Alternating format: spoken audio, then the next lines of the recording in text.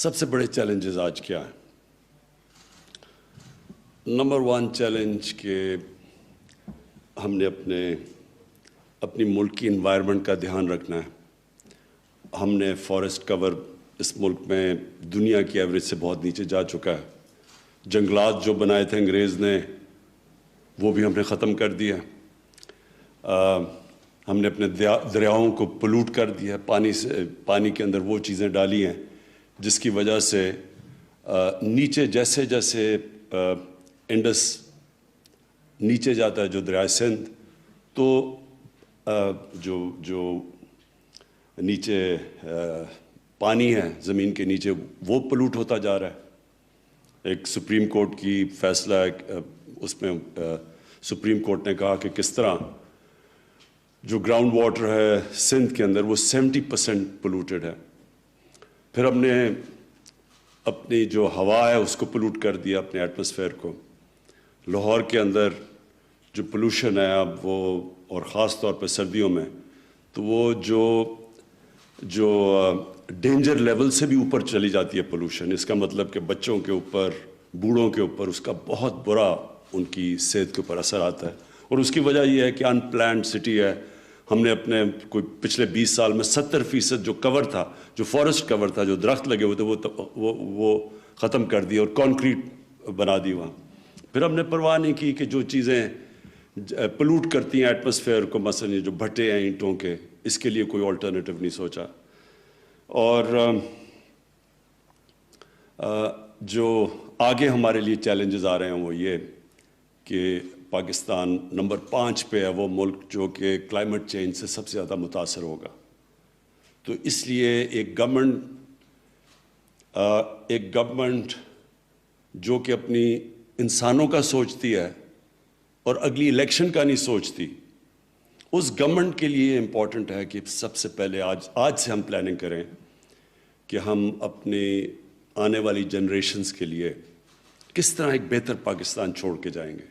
ایک وہ پاکستان جس طرح میں جب بڑا ہوا تھا تو پاکستان کی ماحولیت بالکل فرق تھی۔ لاہور میں جو عام نلکے کا پانی تھا وہ بڑا، یعنی ساری نلکے کا پانی پیتے تھے، بلکہ میرے گھر کے باہر نہر تھی اور میں نے اپنی آنکھوں سے دیکھا ہوا گرمیوں میں لوگ سائیکل سے رکتے تھے اور نہر سے پانی پیتے تھے، اور وہی نہر پھر آہستہ آہستہ پلوٹ ہوتی دیکھی۔ سورج سارا چلا گیا نہر میں۔ دریا راوی ہمیں یاد ہے، بوٹنگ کرتے تھے، چھوٹے ہوتے تھے تو ہم اسپیشل ٹریٹ ہوتی تھی کہ وہ 12 دری میں وہ کشتی میں جائیں۔ وہی دریائے راوی ایک سیوریج ڈمپ بن چکا ہے۔ تو یہ جو ہم نے اپنی، جو بھی آیا اس نے 5 سال کا سوچا اپنی الیکشن کا، کسی نے آگے نہیں سوچا کہ آگے ہم کس طرح کا پاکستان چھوڑ کے جائیں گے۔ تو ہماری گورنمنٹ کے اوپر یہ سب سے، میرے خیال میں میری گورنمنٹ پہ سب سے بڑی ذمہ داری یہ ہے کہ ہم یہ اپنے ملک کو، اس کے اندر جو یہ انوائرمنٹل ڈیگریڈیشن آئی ہے، اس کو ہم ٹھیک کریں اور اس ملک کو، اپنی قوم کو اس راستے پہ لگائیں کہ ہم یہ سب کچھ پھر واپس اپنی انوائرمنٹ کو، اپنے فارسٹ کور بھی امپروو کریں، اپنے درائے بھی صاف کریں، اپنی جو ایئر پولوشن ہے اس کو بھی ٹھیک کریں۔ تو یہ جو ہمارا انیشیٹو تھا، پاکستان کی تاریخ میں پہلی دفعہ کسی گورنمنٹ نے درخت لگانے کا سوچا، اور بڑا مذاق اڑایا گیا ہمارا شروع میں۔ جب پختونخوا میں ہماری حکومت آئی تو ہم نے فیصلہ کیا کہ 1 ارب درخت اگائیں گے، تو مسلسل مذاق اڑا، اور ابھی بھی جو ہمارے مخالف ہیں وہ مانتے ہی نہیں کہ یہ کوئی ہو سکتا ہے، کیونکہ کسی نے یہ سوچا ہی نہیں ہے ان چیز کا، کیونکہ کسی نے سوچا ہی نہیں آگے 5 سال سے آگے کہ کیا ہوگا۔ تو میں اس میں پہلے تو میں جو پختونخوا کے اندر ہمارا جو بہت کامیاب ایکسپیریمنٹ ہوا 1 ارب درخت لگانے کا، اور وہ جو ہم نے، جس طرح زرتاج نے کہا کہ ہم نے باہر سے آڈٹ کروائی۔ WWF ایک باہر کی انٹرنیشنلی اکنالجڈ NGO ہے، اس نے پہلے 2 دفعہ ویریفائی کیا، اور اس کے علاوہ پھر ورلڈ اکنامک فورم انہوں نے اپنی طرح ویریفائی کر کے اس کو سپورٹ کیا، ہماری جو بلین ٹری سونامی تھی۔ آج ہمارے منسٹر بیٹھے ہوئے ہیں پختونخوا کے، جو فاؤنڈر ممبر بھی ہیں تحریک انصاف کے، شاہ فرمان کے ساتھ یہ اشتیاق اڑموڑ، تو انہوں نے ان کو وزیر بنایا میں نے جب 2013 میں، اور انہوں نے پھر ایک اس طرح کی چیزیں ایک جنون سے صرف ہوتی ہیں، ایک 9 to 5 جاب میں ایسی چیزیں نہیں ہوتی. تو پہلے تو مقابلہ کیا انہوں نے ٹمبر مافیا کا، اور اس میں پھر ہم شہادتیں بھی ہوئیں فارسٹ گارڈز کی. اور پھر میں نے ایک تصویر، مجھے پتہ چلا کہ ٹمبر مافیا نے کسی کو، ہمارے فارسٹ گارڈ کو مارا، تو میں نے اس کو ٹیکسٹ کیا کہ خود جائے. تو پھر میں نے تصویر دیکھی کہ اشتیاق اور موڑے کلیشنکوف پکڑ کے جا رہے ہیں ان کے پیچھے. تو اس طرح کے ریزالو سے پھر جب اس طرح کی ڈٹرمنیشن ہوتی ہے تو اس لیے وہ سارا ہمارا پروجیکٹ کامیاب ہوا. اب یہ جو نیا انیشیٹو ہے، میں امین اسلم آپ کو خاص طور پہ اس کے اوپر کریڈٹ دیتا ہوں، اور ساتھ ساتھ شاہ فرمان آپ کو بھی، جو ہمارے گورنر ہیں KP کے.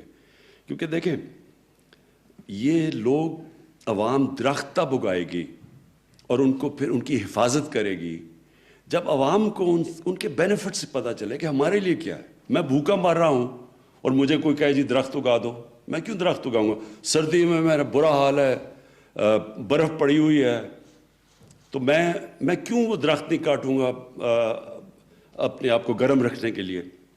تو یہ جو انیشیٹو ہے یہ بڑا ضروری ہے کہ مقامی لوگوں کو اس سے فائدہ ہوگا، لوگوں کو بینیفٹ ہوگا درخت اگانے کا. اور یہ جو درخت، یہ جو مثلا ہم نے کندیاں کے اندر یہ بیری کے درخت لگائے. یہ جو بیری کی آئیڈیا تھا یہ دیا تو شاہ فرمان نے مجھے، کیونکہ ان کے علاقے میں جو بیری کا شہد ہے وہ سب سے اچھا سمجھا جاتا ہے. اس کی وہ جمتا نہیں ہے، اس کا کانٹینٹ شوگر کا کم ہے، بینیفٹ زیادہ ہیں. تو ہم نے پھر یہ جو ابھی امین اسلم نے آپ کو پلانٹیشن دکھائی ہے، کندیاں کا ایک بہت بڑا جنگل ہوتا تھا انگریز کے زمانے میں، یہ میاں والی میں ڈسٹرکٹ میں. تو یہ بالکل ختم ہو چکا تھا. ہم نے اپنے پرانے سارے جنگل ختم کر دیے تھے. بچپن میں گیا ہوں چھانگا مانگا جنگل میں، بڑے بڑے درخت تھے. سب آہستہ آہستہ جنگل ختم ہو گئے، ان کی زمینیں بھی لے کے لیز کر دی لوگوں کو، پولیٹیکل لوگوں کو. تو یہ جو ریکلیم کیا بعد میں اس کے اندر یہ چیز آئی. تو یہ جو آئیڈیا تھا کہ ہم اپنے جنگل کو استعمال کریں ہنی پروڈکشن کے لیے، شہد کے لیے، یہ زبردست آئیڈیا اس لیے ہے کہ اس پہ امیجیٹلی لوگوں کو نوکریاں ملیں گی. جب عام لوگوں کو، مقامی لوگوں کو نظر آئے گا کہ ہم پیسہ بھی بنا سکتے ہیں، ہماری روزگار بھی آ سکتا ہے، تو وہ پھر سب سے زیادہ وہ جنگلوں کو پروٹیکٹ کرتے ہیں. تو ایک تو یہ اس کے جو آئیڈیاز آپ نے امین اسلم بتایا کہ اس کی جو ایکسپورٹس ہیں دنیا میں، ہماری پاکستان کی بہت ہی کم ہے، حالانکہ ہمارے پاس بڑی ورائٹی ہے، ڈفرینٹ قسم کے مختلف ہنی اس ملک میں آ سکتے ہیں. پہاڑوں میں اور ہیں، یہ جو سیمی ایرڈ ایریا ہے جو جدھر بیری اگتی ہے یہ بالکل اور ہے. اور پھر ہمارے 12، آپ کو پتہ ہے نا پاکستان میں 12 کلائمیٹک زون ہیں. یہ بڑا یونیک ہم بیٹھے ہوئے ہیں کہ اوپر سے لے کے سمندر تک 12 مختلف موسم ہیں. 12 مختلف موسم کا مطلب کہ 12 مختلف قسم کی ہیبیٹیٹ ہے، یعنی مختلف قسم کے پلانٹس اگتے ہیں، درخت اگتے ہیں. ہمارے بڑی ورائٹی ہے اس ملک میں، تو اس لیے شاید بھی ہم مختلف ورائٹی کے بنا سکتے ہیں. اور یہ جو انیشیٹو آپ نے لیا ہے یہ اس لیے زبردست ہے کہ اس میں گورنمنٹ اب مدد کرے گی. کیسے مدد کرے گی؟ اگر ہم کبھی بھی ایکسپورٹ نہیں کر سکتے جب تک کوالٹی کنٹرول نہ ہو. ایکسپورٹ صرف ہوتی کوالٹی کنٹرول پہ ہے. ہمارے پاس اس وقت جو سبزیاں ہیں دنیا میں بہترین سبزیاں ہیں، ہمارا پھل ہے دنیا میں مانا جاتا ہے، لیکن بکتا نہیں ہے کیونکہ کوالٹی کنٹرول نہیں ہے. اب یہ مڈل ایسٹ میں یہاں سے جو سبزیاں اور جو ہم پھل ایکسپورٹ کر سکتے ہیں، کوئی مقابلہ نہیں کر سکتا پاکستانی پھل کا. آپ مڈل ایسٹ میں کئی دفعہ سیب کھائیں اور کیلا کھائیں تو اس میں فرق ہی نہیں پتہ چلتا. پاکستان کے اندر اتنا ٹیسٹ ہے ہمارے سارے، کیونکہ ہمارا اللہ کا شکر ہے موسم ایسا ہے، لیکن ہم ایکسپورٹ نہیں کر سکتے کیونکہ کوالٹی نہیں ہے. اس لیے اس میں پوری گورنمنٹ کو مدد کرنی پڑے گی، ministry of science and technology, کہ وہ کوالٹی کنٹرول میں مدد کرے. جیسے ہی کوالٹی کنٹرول آئے گی امیجیٹلی ایکسپورٹ کے لیے ہمارے پاس ہر قسم کا، شاید ہی نہیں صرف، ہر پروڈکٹ ایکسپورٹ کے لیے ہمارے پاس ہو جائے گا. اور یہ ہمارا دوسرا بڑا ایشو ہے.